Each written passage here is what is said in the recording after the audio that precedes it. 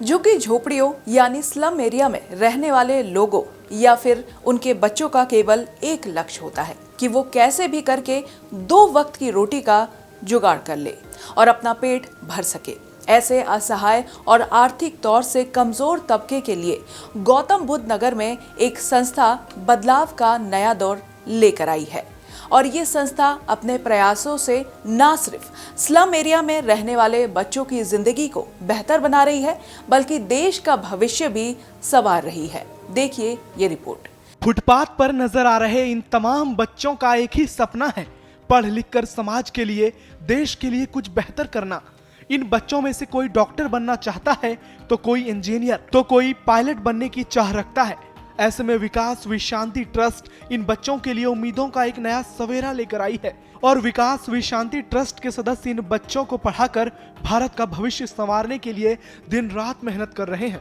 गौतम बुद्ध नगर में विकास विश्रांति charitable trust अपने 8 सेंटरों में हजारों बच्चों को रोजाना मुफ्त में पढ़ा रहा है। गौतम बुद्ध नगर की झुग्गी बस्तियों में रहने वाले बच्चों को शिक्षित बनाने के लिए विकास विश्रांति ट्रस्ट के वॉलंटियर्स कोई कोर कसर नहीं छोड़ना चाहते हैं।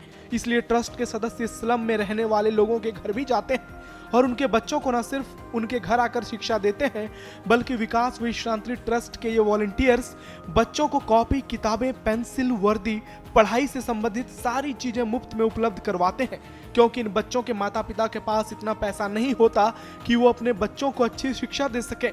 अभी तक 700 से ज्यादा बच्चों का जीवन संवार चुके हैं। ये ट्रस्ट 5 से 15 साल के बच्चों के लिए काम कर रहा है। इनसे मिलिए, ये है मीना हरबोला। उत्तराखंड से आई इस महिला ने 2011 में विकास विश्रांति ट्रस्ट की शुरुआत की थी। इस महिला ने अभी तक हजारों बच्चों के भविष्य में एक नई रोशनी भरी है, हजारों बच्चों का भविष्य संवार चुकी है। हमारे 8 सेंटर हैं, 700 बच्चा है। अच्छा जी। तो इन बच्चों से किसी तरीके की फी ली जाती है? नहीं सर, फ्री ऑफ कॉस्ट। इनको बिछाने के लिए भी पेन, कॉपी, पेंसिल सब कुछ हम ही देते हैं। 5 साल से 15 साल तक के बच्चों पर काम करते हैं। अच्छा, कब से कितने वर्ष हो गए? 2011 से शुरू किया था हमने। 2011 से जी सर। स्लम एरिया से निकालकर बच्चों को फुटपाथ पर बिठाकर पढ़ाने का एक ही उद्देश्य है कि उनके माता पिता उन्हें आते जाते देखते रहें। लेकिन कई बच्चे ऐसे हैं जो पढ़ाई के लिए नहीं आ पाते, क्योंकि छोटी सी उम्र में या तो उन्हें घर का काम करना पड़ता है या फिर अपने छोटे भाई बहन को संभालना।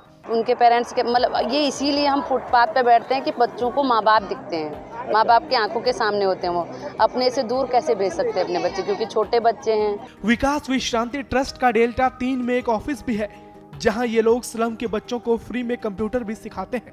इसके अलावा आर्ट एंड क्राफ्ट में भी काम करते हैं ताकि बच्चे भी अपने स्किल्स को सुधार करें। जहाँ बच्चे होते हैं उसी के पास जाते हैं। क्लास भी वहीं लगा? जी, डेल्टा 3 में वैसे हमने बिल्डिंग लिया हुआ है, वहाँ हम सैटरडे संडे में एक दिन ले जाते हैं। वहाँ हमारा कंप्यूटर है, कंप्यूटर दिखाते हैं, इनको सिलाई सिखाते हैं, आर्ट एंड क्राफ्ट में बहुत काम करते हैं। ये वॉलंटियर्स अभी तक कई बच्चों का एडमिशन सरकारी स्कूल में करवा चुके हैं, लेकिन सरकार और अथॉरिटी की तरफ से अभी तक इन्हें कोई मदद नहीं मिली है।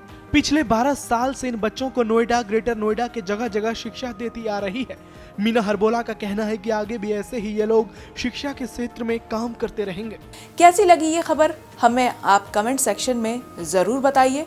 नोएडा से जुड़ी खबर के लिए फॉलो करें हमारा चैनल आज का नोएडा।